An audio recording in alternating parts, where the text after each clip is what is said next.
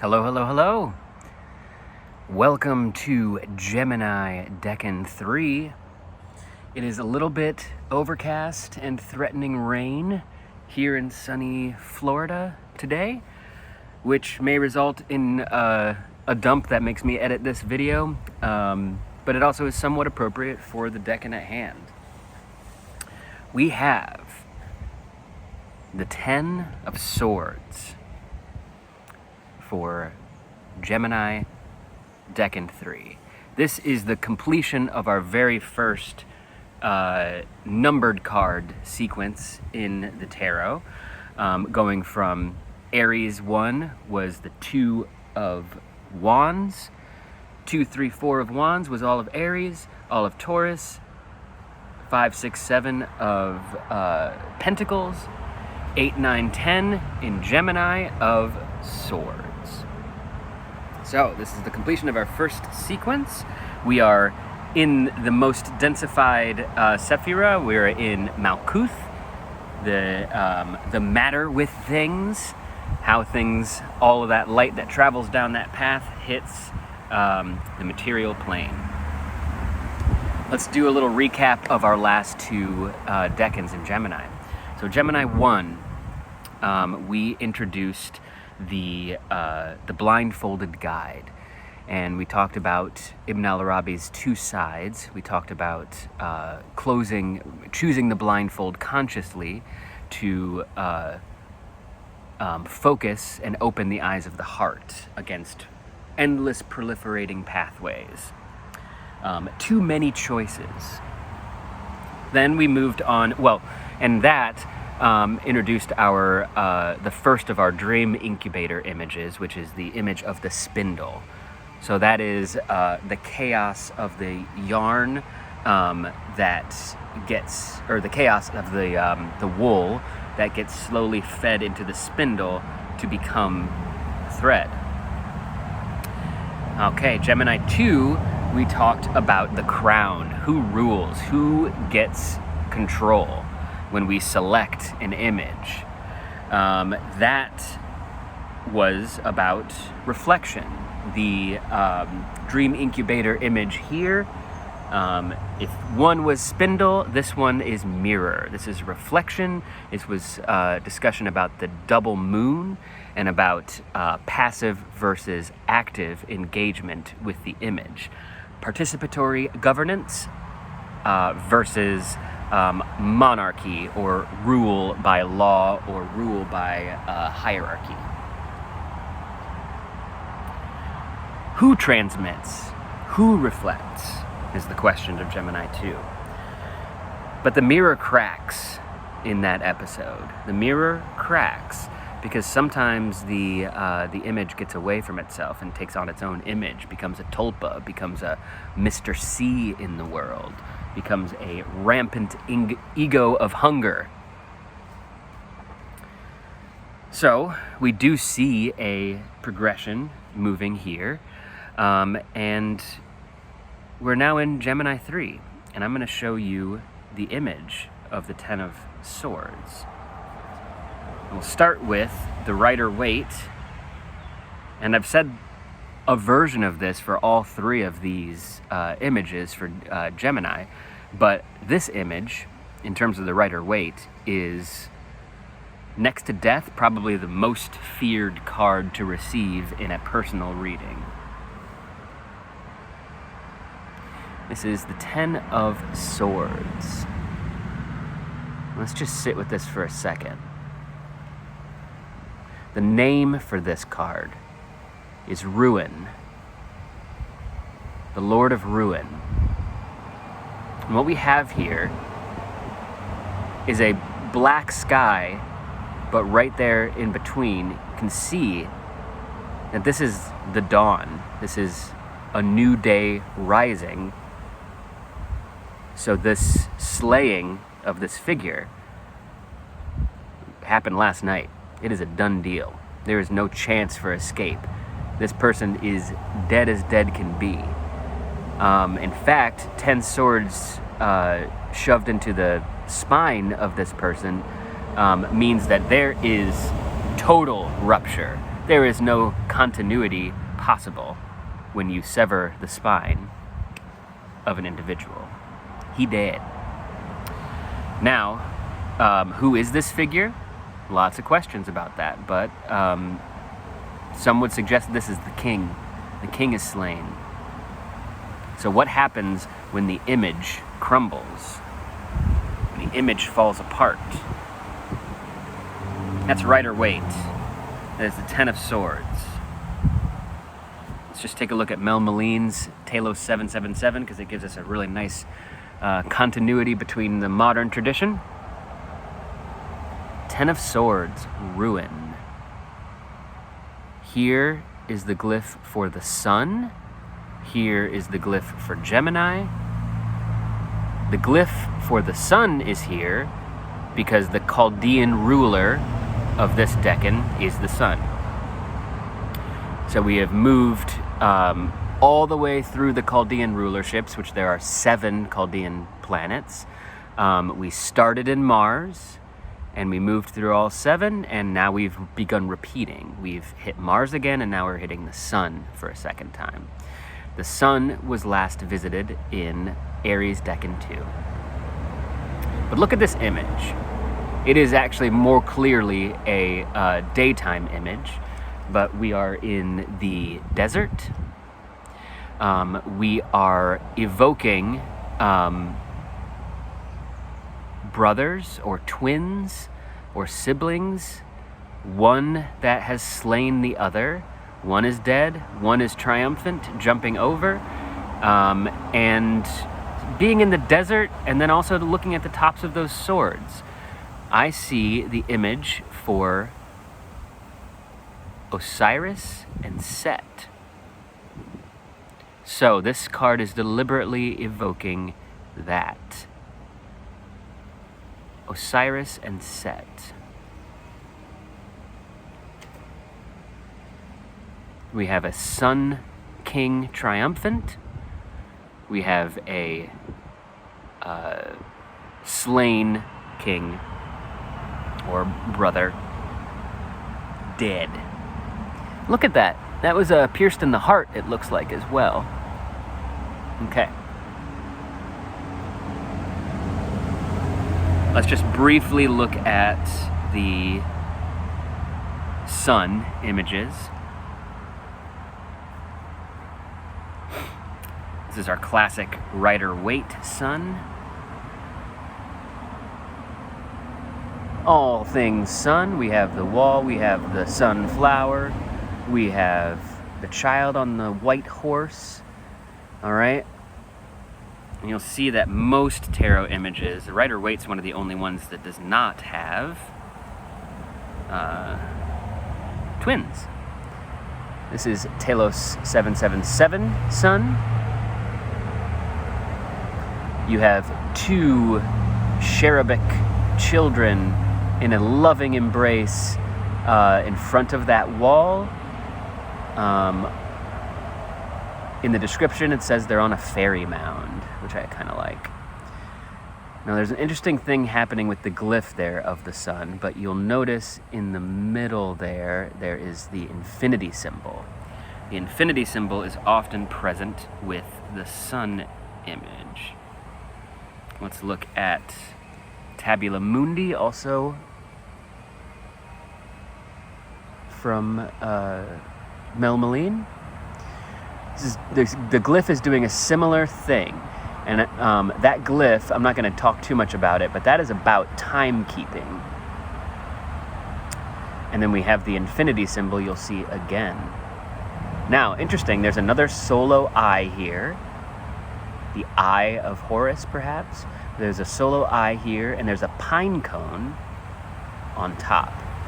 So pine cone is often associated to pineal gland, to the third eye. So that's pretty rich in this imagery. Now, just a quick little nerdy fact, but this is one that Meleen brought to my attention, I think in the discussion from the Tabula Mundi.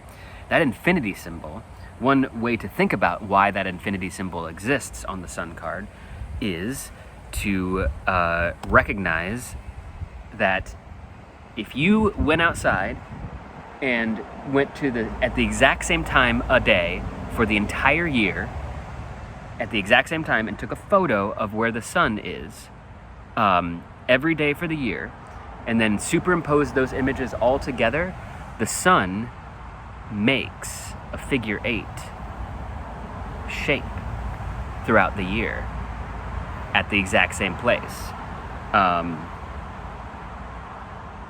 due to the wobbling of the axis. Pretty cool. Lucky old sun tracing an infinity symbol across a year. All right. Really fast. I know I'm already in ruin section, but I want to go back to Gemini 1 really fast. And I realized that when we went to Gemini 1 originally, we talked about the mirror and the spindle. We talked about the spindle. We talked about the blindfolded guide, but I didn't read the Picatrix image for this one, and it has a whole bunch of imagery that is pertinent to this theme that wasn't really in that talk. This is my Porica Atrell translation again. In the first face of Gemini ascends a beautiful woman, the mistress of stitching, and with her ascend 2 calves and 2 horses. This is the face for scribal work, computation and number, giving and receiving, and science. This is its form. I just wanted to bring that in because the image is about a person who is a seamstress, who works with the thread, who works with the spindle, and crafts from thread. So we have a connection to Ariadne and many other very cool myths there. Anyway, back to Decan 3, and we're talking about ruin. So I just showed you the cards, and I want to go into a little bit about why Meleen may be depicting Osiris and Set here, or gesturing to Osiris and Set in her card. The story about Osiris and Set that is most often cited likes to place Set as a sort of villain, because what happens in this story is that Osiris and Set, brothers, Osiris is the one in charge, and Set is jealous of that and wants to dethrone Osiris. So Set devises a plan to trick Osiris into a box, into essentially a casket, and I think he does so by asking if anybody could fit in this box. You know, that old classic trick. I bet you can't fit in this box, right? Anyway, that's the idea there. And once Osiris is in the box, Set cuts him up into 14 different pieces, kills him, atomizes him, and then scatters those 14 pieces across the entire universe. Make it so that he could never reassemble himself. So Set kills and destroys his brother, Osiris, out of jealousy. Set is known as a desert god. He is a god of chaos. And Osiris is a sun god, a perfect solar being. So that's where that story ends. Set, the chaos god, out of a fit of jealousy, dethrones Osiris by cutting him into 14 pieces, atomizing him, and scattering him across so he could never be reborn. That's ruin. That's total ruin. The king is dead. All right? Now, that also brings to mind another strong story about this sort of dynamic, which is the story from the Hebrew Bible of Cain and Abel. The Old Testament or the Torah, Cain and Abel story. My card started flying away. Give me 1 second.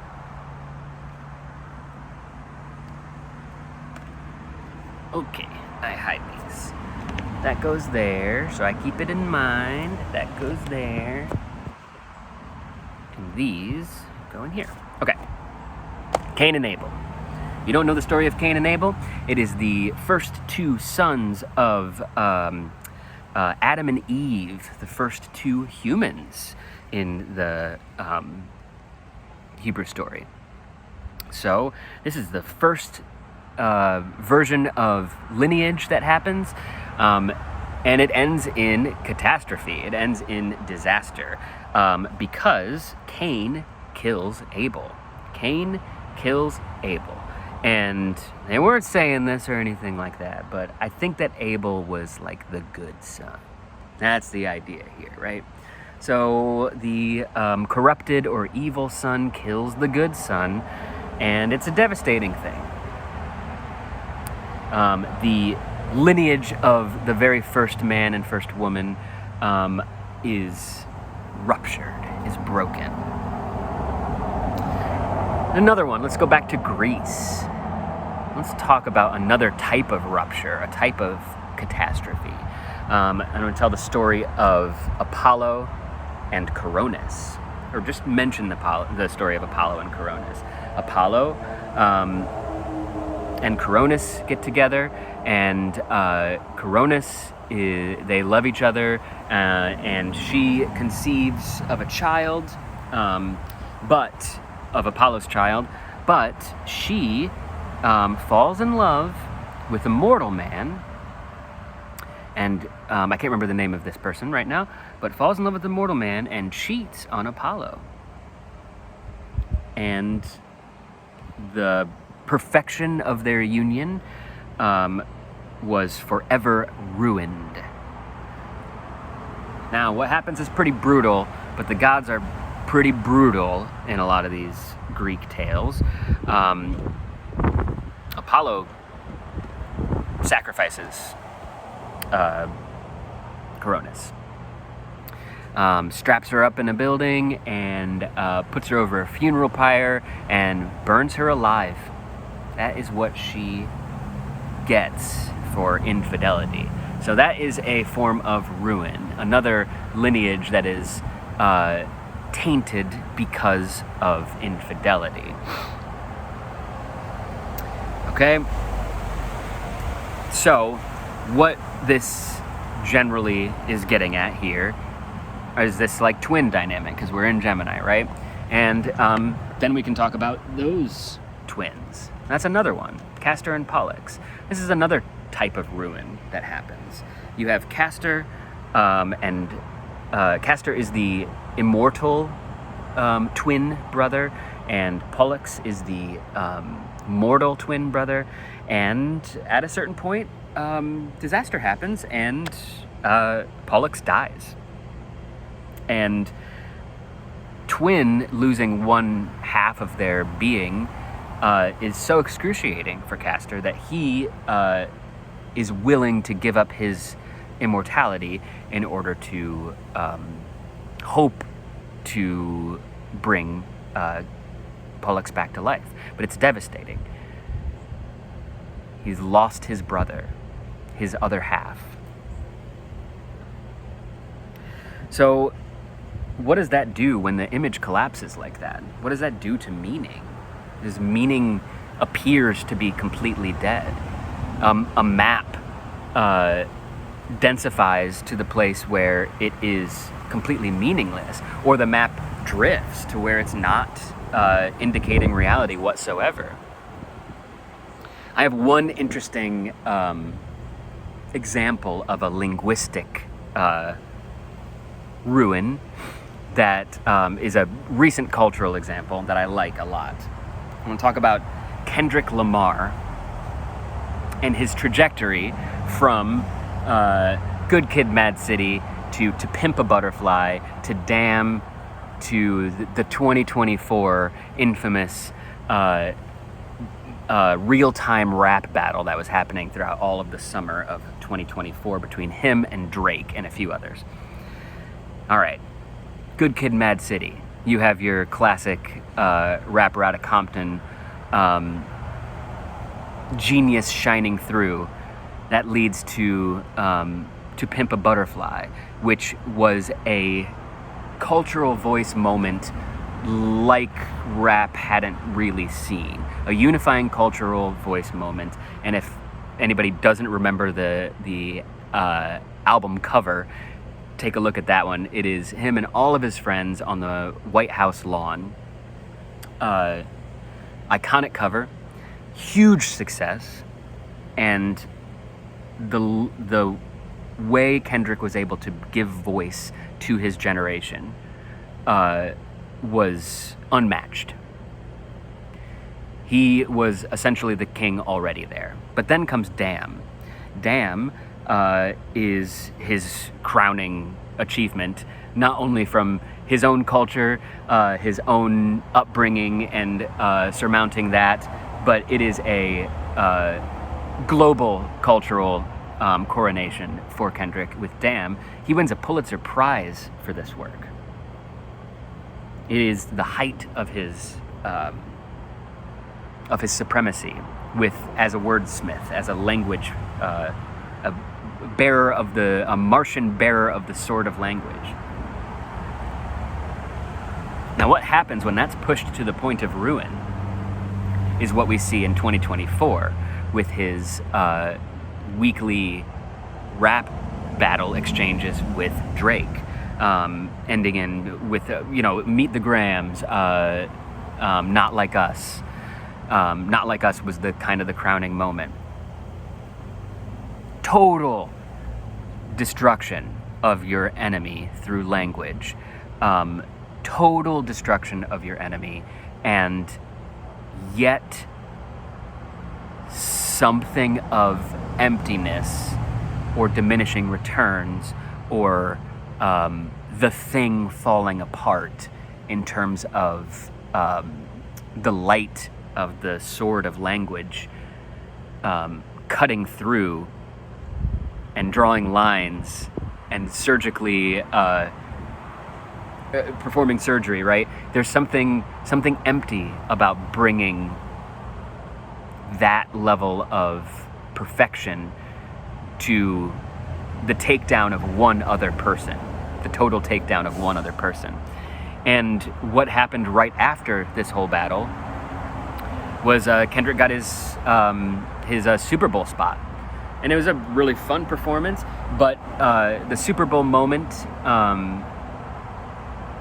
to me, maybe you felt differently, to me, felt empty and felt flat.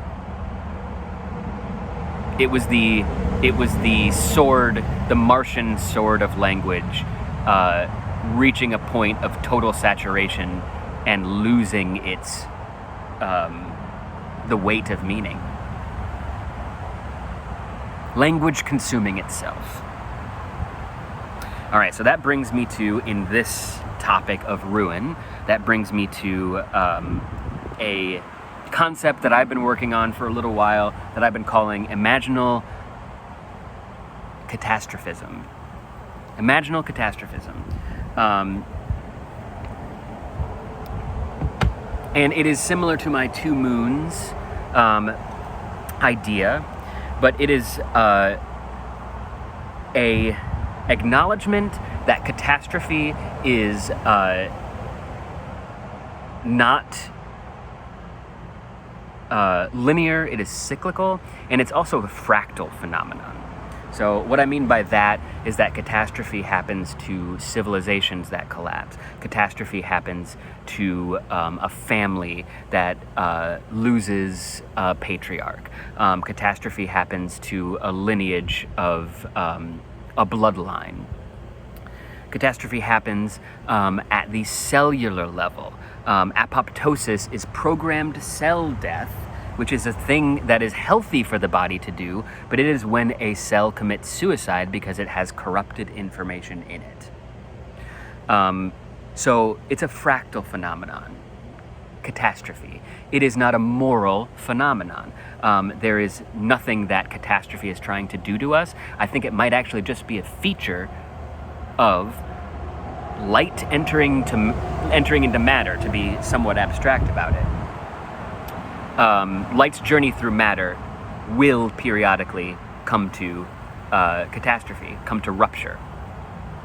So, how do we engage with that phenomenon on those varying scales? How do we participate becomes incredibly important. And I have turned that into one image of a split choice. There are always multiple choices, but there's two choices. And here, and that is, there's a comet that comes cyclically, comes in. It's a cycle of cometary catastrophes, and it has taken down countless civilizations. It has brought viruses in its tail. It has transported water across the galaxy. It is a comet, but that comet can be perceived in two ways. It can be perceived by a human as Apophis, or it can be perceived by a human as Chiron. I'll talk more about that later. Oh, the other aspect of the fractal that I wanted to bring in here, because this is what we're doing with the Decan walk, is so we got to cellular. The widest one here that we have is stars. Stars go through it's the transformation of light via supernova, by the collapse of a star, turning of a giant ball of light exploding into a black hole. All right. Let's move on to the next idea here, which is the idea of the hidden sun. So if ruin happens, it's starting to rain, I might have to stop this. If ruin happens, then does anything survive that? Is there anything that moves beyond the ruin? And I will just bring back again that I've already talked at length about some ideas around the sun in my Aries II Decan walk video, so you can go back to that. But one of the big things that I wanted to bring back to this one here that I talk about is the idea of binary sun systems. So binary suns, twin suns are binary stars are thought to be, at this point, like 80 to 80% of the stars that can be observed are part of a binary system, meaning that it's two stars that actually form a sort of infinity symbol, figure 8, around each other. They come to close pass and then come to far pass, come to close pass, come to far pass. There are some people who have suggested that our sun is part of a binary system, and it's a very interesting theory.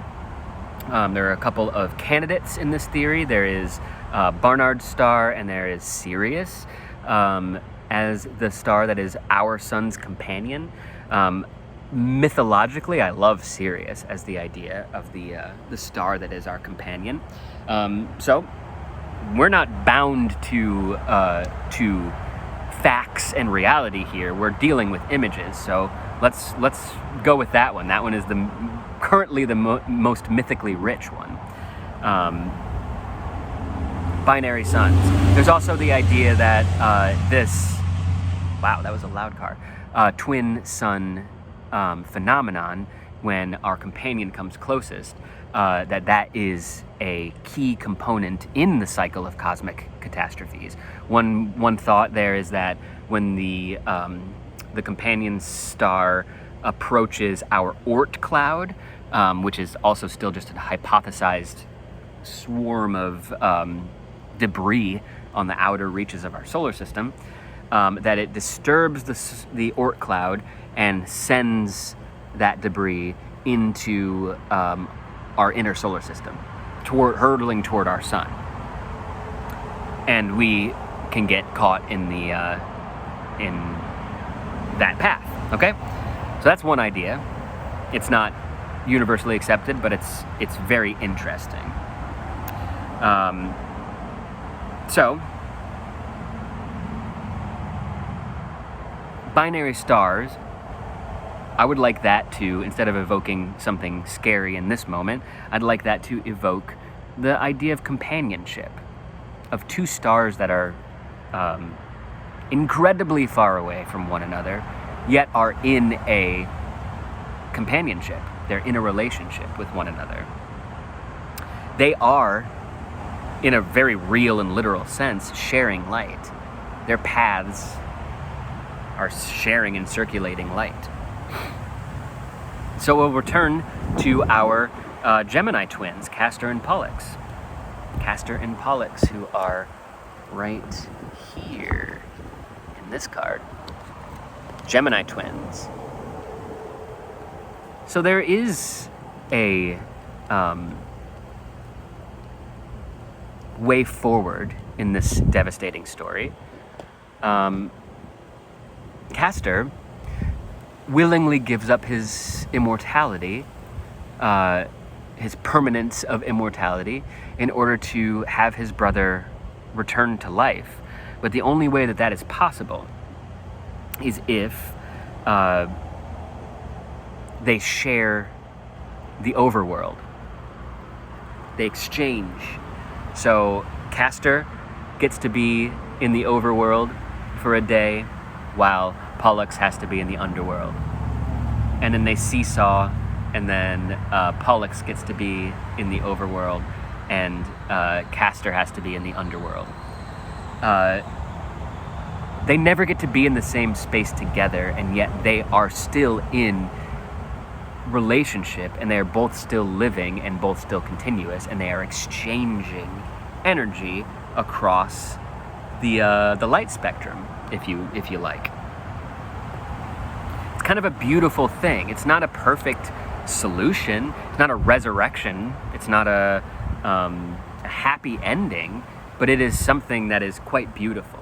That ability to be in relationship is worth it to both brothers. Now there is a constellation pair that is exactly this dynamic in our sky. And I want to point to Orion and the constellation of Ophiuchus. Ophiuchus is probably my favorite constellation that I've studied at all. However, Orion and Ophiuchus are opposite one another in the year, and over long stretches of time, they do the same seesaw. So when Orion is highest in the sky, Ophiuchus is lowest, barely peeking above the horizon if you're in the north. And then that exchange happens, it's the opposite, and during a different age. So what is the relationship between Orion and Ophiuchus? What are they circulating? What does the seesaw bring us in terms of exchange? And I think part of the answer to that is that, Orion is the hunter, and Orion is the separator. It is the conqueror, even, if you want. But Orion, also there's a bunch of wild galactic lineage ideas that the Orion system is where the overlords of this planet, the reptilian beings, are using humans as resources and overlording on this planet, harvesting it for resources, essentially. That's a funny one. Anyway, that's Orion, and then Ophiuchus is the serpent bearer, and Ophiuchus is covering a few different mythological constructs. Going to the Gnostics, you have Sophia, which is the goddess of wisdom. Sophia is in Ophiuchus, or is represented by Ophiuchus. She is the serpent in the garden with Adam and Eve.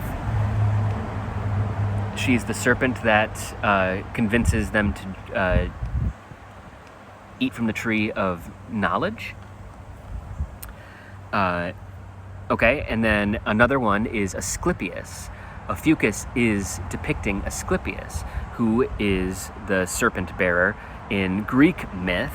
Asclepius, to go back to our beginning of our story, is the son of Apollo and what was her name? Sorry, I wrote it down.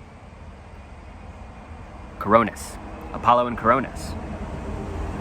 This is the child that Coronis was carrying when she was found to be not faithful to Apollo. And when Apollo, in a rage, burned her alive at a funeral pyre, in that moment, he couldn't bear to think that he would also lose the child, and ran toward the burning Coronis and performs what is thought to be the very first cesarean section, and rips open her belly and pulls his son Asclepius out. Now, Apollo can't, pure light, a god cannot raise this son without burning them up also. So Apollo has a plan. Apollo is going to give Asclepius to Chiron, the centaur, to rear. Now, Chiron lives in a cave, and the story behind that is also pretty interesting. Why Chiron lives in a cave. But, long story short, Apollo gives Asclepius to Chiron, and Chiron rears him and teaches him all of his knowledge, which is all to do with healing. It is to do with herbology. It is to do with handiwork and craftsmanship. Raises Asclepius to become a mighty healer in his own right. Asclepius learns to consume the poison of the serpent and inoculate against it and not be killed by the poison of the serpent. Asclepius is the patron of medicine of the entire Western world. This is how medicine was born. And the staff with the serpent is that same serpent staff that you see that represents Asclepius, and it also represents modern Western medicine. You see that image everywhere. Okay, let's go back to Chiron.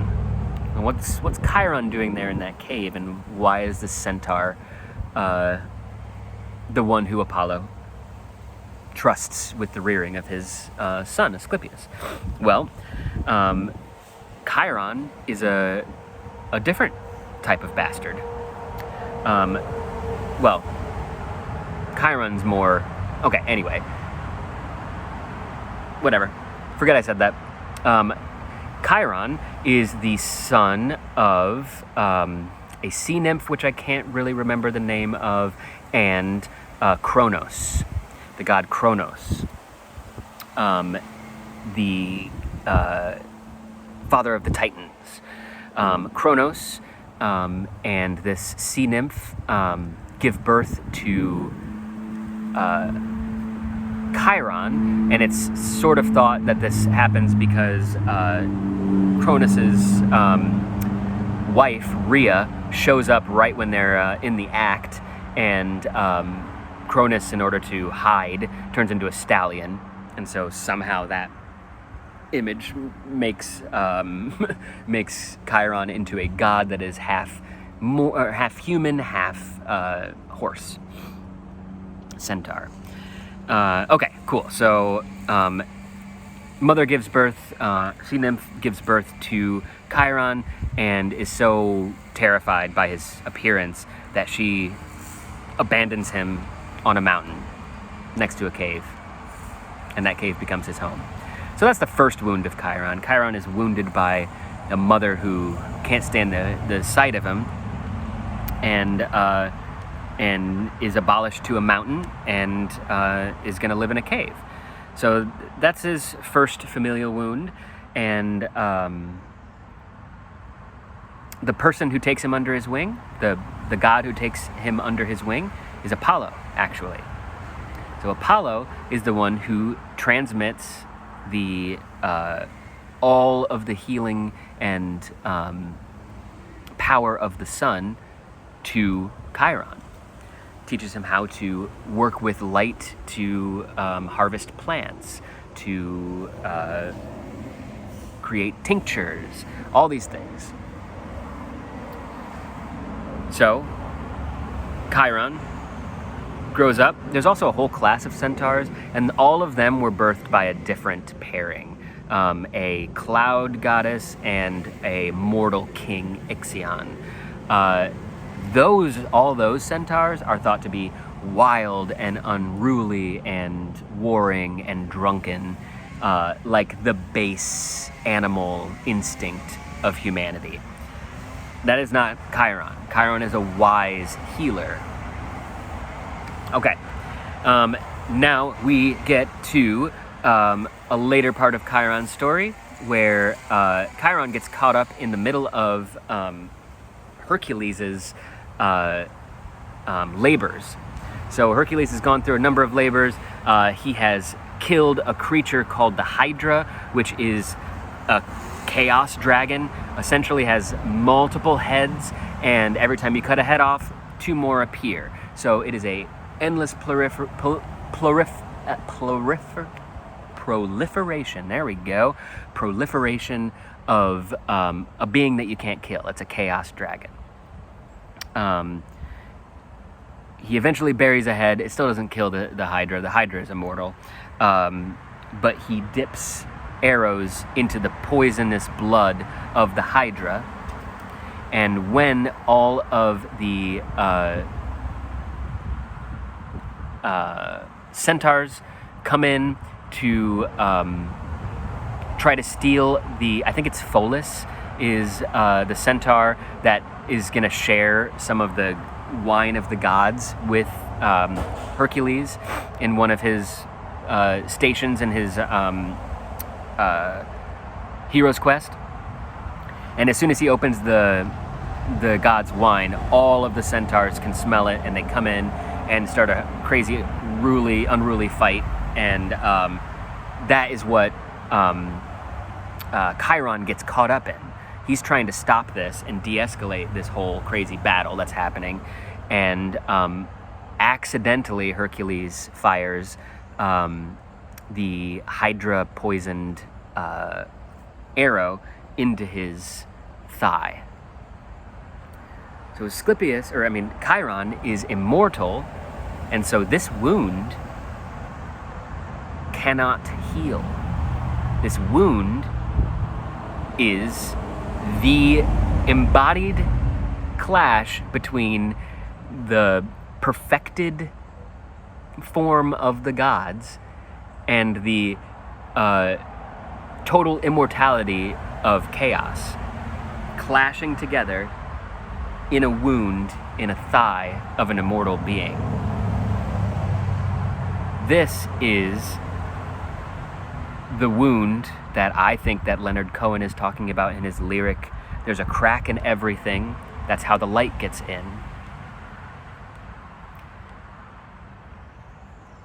Chiron transmits the light of Apollo through all of his handiwork, all of his herbology, and now the light is concentrated in his wound as well. And what does that do? It is constant suffering. So he's in constant empathic relationship with the suffering of being mortal, of being finite, and yet can't die himself. The wound that can heal, because it puts an immortal being in touch with empathy, which is not something that the gods have if you read any of the Greek stories. Okay. Hydra. Hydra is a dragon, a chaos dragon. All right. Let's just complete, I know I'm going far, but let's just complete the Chiron story. Chiron teaches and heals and has a very, very, very amazing and a life that is a gift throughout Greek myth. And eventually the suffering is so great from his wound that he asks the gods if a trade might be possible. He's willing to sacrifice his immortality in exchange for the release of the eternal torture of Prometheus, who's a different titan who is known as the bringer of fire. So this is the titan that brought fire to humanity, essentially ignited the growth of a humanity that once you can spark fire, you create a bifurcated brain structure. You have a left and a right brain. You have like the huge evolutionary leap that humankind took is because a titan, Prometheus, gave fire to humans. I won't nerd out on all that, but there's so much there. So because Prometheus did this, he was eternally tortured. He was chained to the side of a cliff, and a bird of prey pecks out his liver every day, and it grows back, and he pecks out his liver every day, and it grows back. Okay? So Chiron said, I will take the place of Prometheus if you release Prometheus.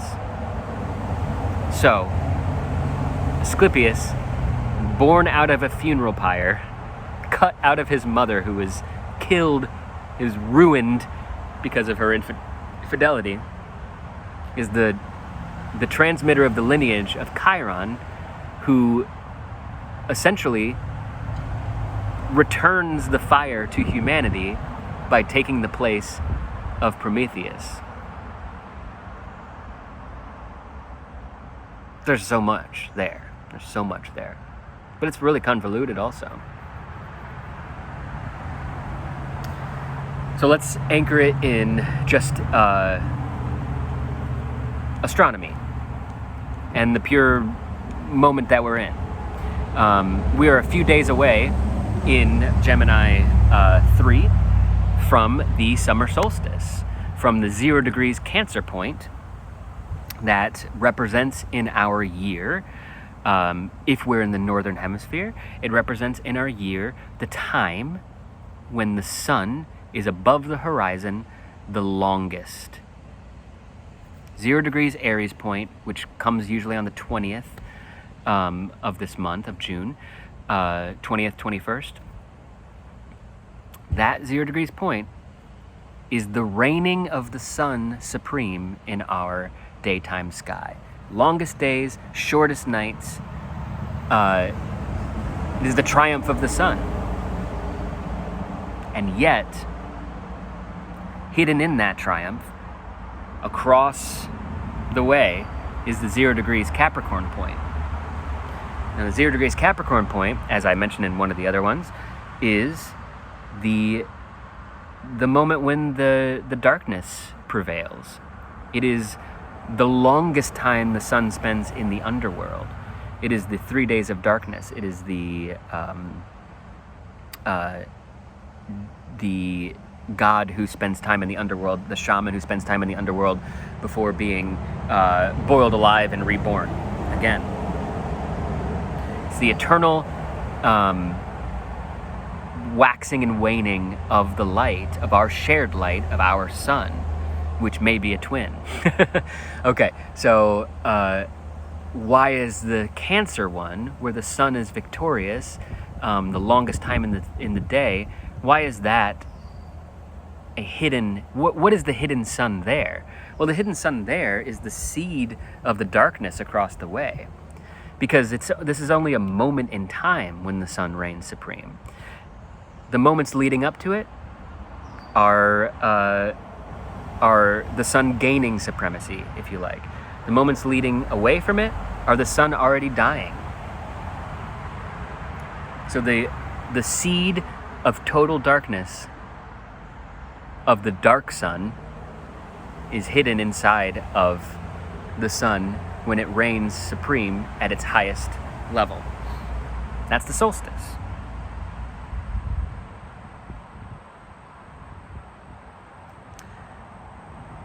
Last, I would like to bring this spindle mirror thread thing back together. Last for this chapter. I've got more. During the time of the ancients,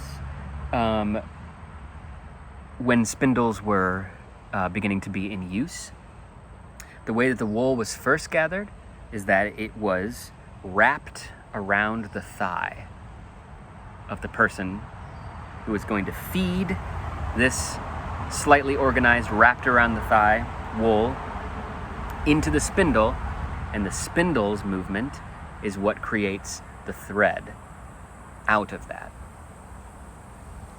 Interesting that Chiron's wound is in the thigh, and the thigh is what we wrap with the wool in order to make the thread.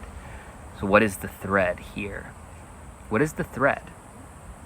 It's what survives catastrophe. It's what survives ruin. Does anything survive ruin?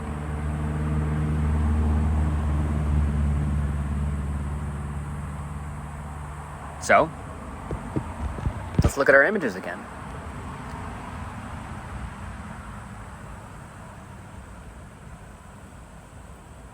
I see something survives. Right here, the hand of the king is doing the blessing symbol from the Hierophant, and just in general, it's in a few of the cards, but the blessing hand. This is the transmission. This is what survives total ruin. Ruin is a foregone conclusion. It has to happen. But something transmits. And it becomes even more potent in Meleen's. Because what is in this hand? Well, first of all, this hand is pointing. It's pointing to the sword of Set. But what is in this hand? You can barely see it. I can't get it to focus. But what is in this hand is the glyph for the sun. It is the hidden sun in the hand. This is the transmission. It's the hidden sun. All right. So how is light shared? Shared light. I thought maybe I was going on a big diversion or down a rabbit hole when I brought up Antiscia and contra Antiscia in the last episode. But I actually think it was the perfect setup, because that's what we're going to talk about next. What do we do with surviving light? We have two choices. We can bury it, or we can transmit it. We can share it. So Antiscia is the concept of shared light. In these days leading up to the 0 degrees Cancer point, and these days leading away from the 0 degrees Cancer point, any body in the sky shares the same amount of light. If you are at 29 degrees of Gemini, And if you are at 1 degree of Cancer, you have 2 bodies that are sharing light. Further and further out, further and further out. What is the light they're sharing? The light they're sharing is what remains as the darkness consumes, as the rupture happens in slow motion. Like as we move further away from this 0 degrees point of Cancer and Capricorn, the light is disappearing. The light is falling away. We're losing the light. But Antiscia is what's shared, is what remains. Because there's no day, at least as of yet, there's no day where the light never raises. Unless you're in Alaska, I guess. But that's the idea for our metaphor here, right?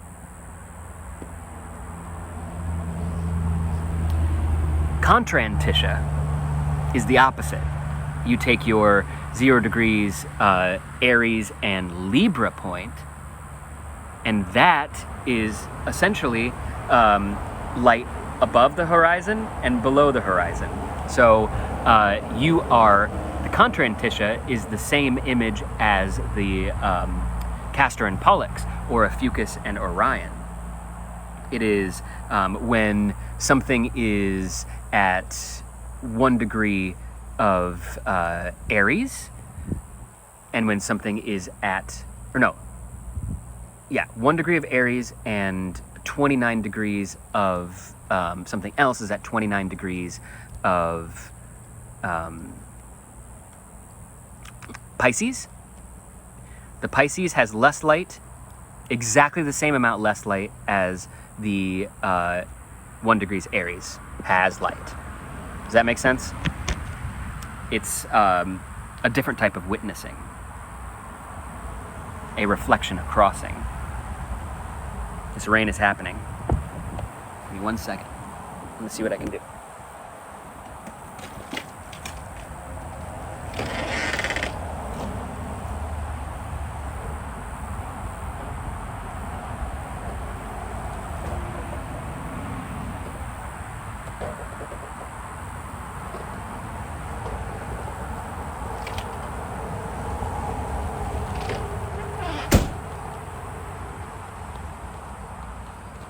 Don't want to lose my momentum.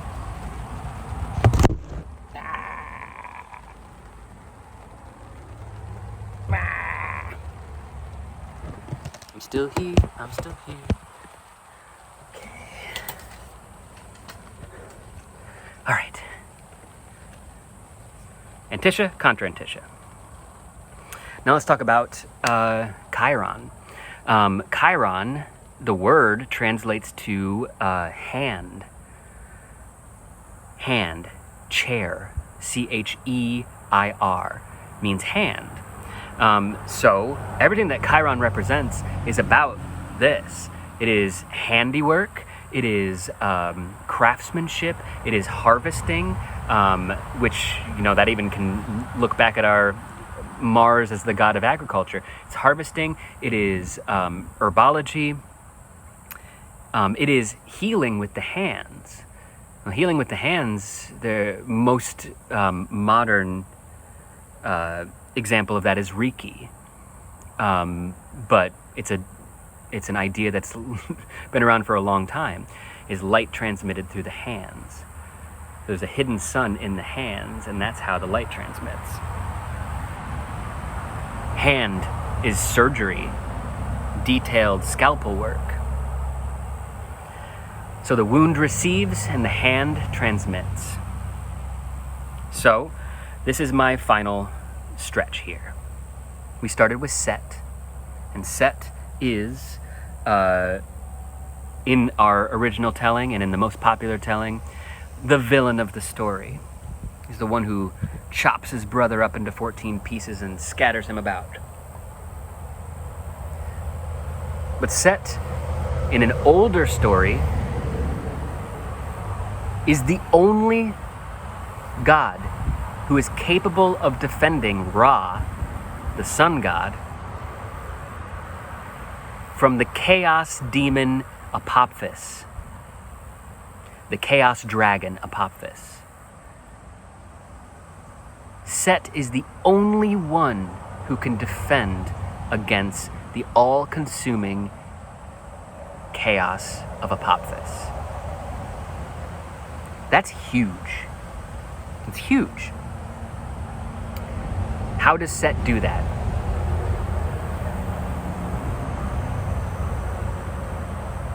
Being a chaos god or a desert storm god himself,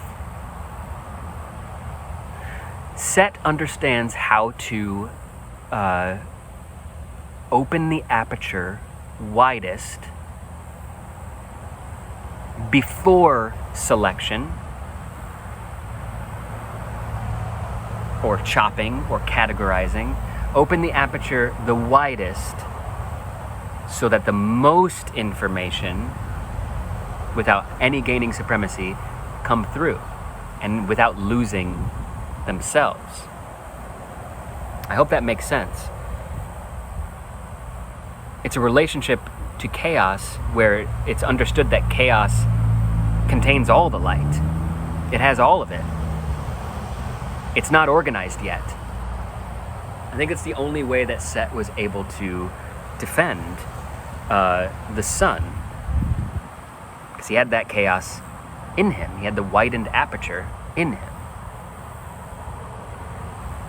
And let's go to the biblical side of things, the Torah, the Hebrew story.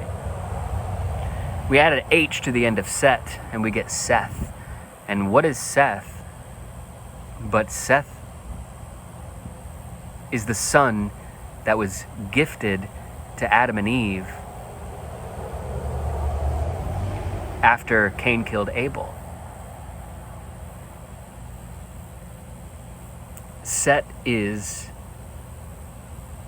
after a branch is cut, it's a lineage that opens and is not the same lineage coming back. It is a new branch, but it is a pathway opened for continuity. Set is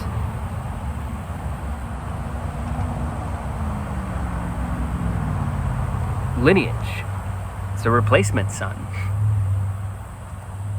Replacement son, S-U-N. So that's interesting.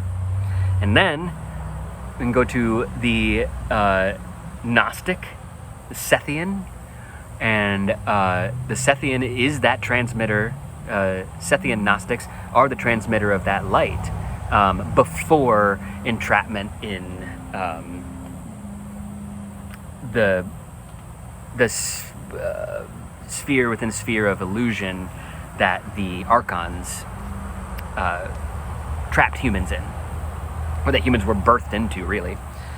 And then you have the Ibn al-Arabi, the Sufi Seth, which is looking at Seth as one of the prophets, the revered prophets. And what does Seth do? But Seth is able to breathe the breath of divine gifts, and breathes the breath of the divine gift for any other being. That is how Seth is the giver of gifts. Seth does not, well, bestower of gifts is not really accurate here. Breathes the breath, and then the gift that is present in the other is what activates. Well, Seth is not giving the gift. Seth is transmitting the breath. So,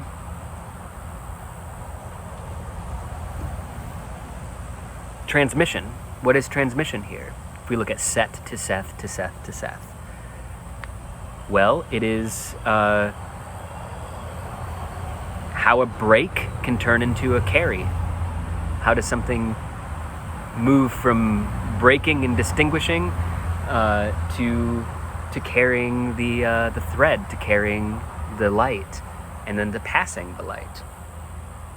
So that brings me back to my imaginal catastrophism, and talk about our two choices here in terms of engagement. There is a comet a comet coming toward Earth.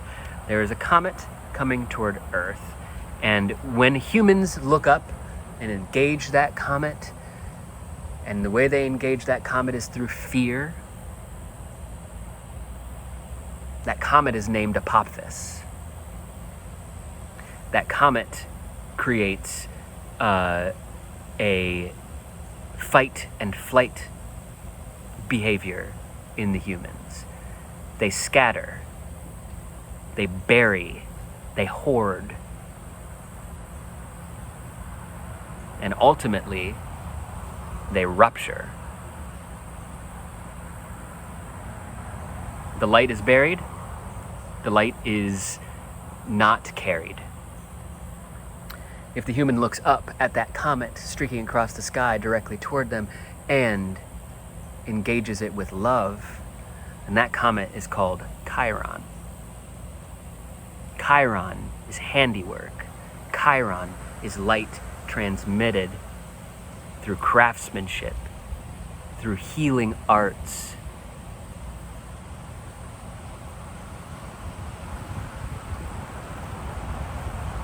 Catastrophe is neutral.